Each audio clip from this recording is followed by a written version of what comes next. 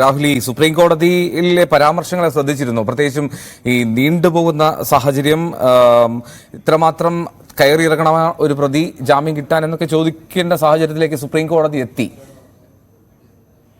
Supreme കോടതിയിൽ സർക്കാർ ഹർജി പോകുമെന്നാണ് ഞാൻ പ്രതീക്ഷിക്കുന്നത്. പൾസർ സുനിയുടെ ജാമ്യം ക്യാൻസൽ ചെയ്യാൻ സർക്കാർ തീർച്ചയായും അത്തരത്തിലുള്ളൊരു സ്റ്റെപ്പ് എടുക്കണം. ഇതിന് ശ്രീ ദിലീപുമായിട്ട് എന്തെങ്കിലും ബന്ധമുണ്ടോ എന്ന് യാതൊരു സംശയവുമില്ല. ഒരു ബന്ധവുമില്ല. അതായത് ദിലീപിന് എന്താ ഇതിൽ ബന്ധം? കേസ് എന്തായാലും ഇനി 1-1.5 മാസത്തിനകം തീരും. അതുകൊണ്ട് ഈ ജാമ്യം പ്രധാനപ്പെട്ട കേസിനെ ഒരു കാരണവശാലും ബാധിക്കില്ല. പക്ഷേ ഈ വിഷയം വൈകാരികപരമായി ചൂഷണം ചെയ്ത് ദിലീപിനെതിരെ ഒരു ക്യാമ്പയിൻ ആക്കാനാണ് മറ്റു പല ആൾക്കാരും ശ്രമിക്കുന്നത്. അതൊന്നും വില പോവില്ല. പൊതുജനങ്ങൾക്ക് കണ്ടാലറിയാം. ശ്രീ ദിലീപിന് എന്ത് ചെയ്യാൻ പറ്റും? പൾസർ സുനിക്ക് സുപ്രീം കോടതി ജാമ്യം കൊടുത്തതും ദിലീപും തമ്മിൽ എന്താ ബന്ധം?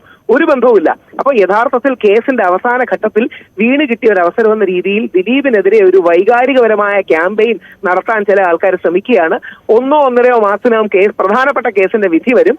പൾസർ സുനിക്കെതിരെ സർക്കാർ സുപ്രീം കോടതിയിൽ അപ്പീൽ പോയി സർക്കാരിന്റെ ആത്മാർത്ഥത തെളിയിക്കണമെന്നും കൂടെ സർക്കാരിനോട് വളരെ താഴ്മയായി അഭ്യർത്ഥിക്കുക. ഈ ദിലീപിന്റെ കാര്യത്തിൽ ഈ പൾസർ സുനിയുടെ അഭിഭാഷകർ കോടതിയിൽ വാദിച്ചത് ദിലീപിന്റെ അഭിഭാഷകനാണ് വിചാരണ നീട്ടിക്കൊണ്ടു പോകുന്നത് എന്നുള്ളതാണ്. നീതിപൂർവ്വമായിട്ടുള്ള വിചാരണ നടക്കാതെ പോകുന്നത് അങ്ങനെയാണ് എന്നും പൾസർ സുനി പറയുന്നുണ്ട്.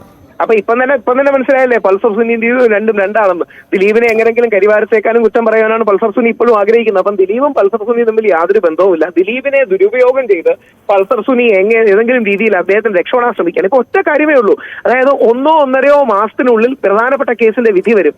ഈ ജാമ്യം പ്രധാനപ്പെട്ട കേസിനെ ബാധിക്കില്ല. സർക്കാർ നമുക്കെല്ലാം പൾസർ സുനി ജയിലിൽ നിന്ന് വെളിവരുന്നതെന്നായിരുന്നു ആഗ്രഹം. കാര്യം പൾസർ സുനിക്കെതിരെ നേരിട്ട് തെളിവുണ്ട്. നമ്മുടെ അതിജീവിത പൾസർ സുനിയെ കണ്ടതാണ്. അതുകൊണ്ട് സർക്കാർ ഇതിനെതിരെ അപ്പീൽ പോകണം. അല്ലാതെ ഇത് വൈകാരികപരമായി മിസ്യൂസ് ചെയ്ത് ദിലീപിനെതിരെയുള്ള ഒരു ക്യാമ്പയിൻ ആക്കി മാറ്റാൻ ചില ആൾക്കാർ ശ്രമിക്കുന്നതിനെ അനുകൂലിക്കരുത്.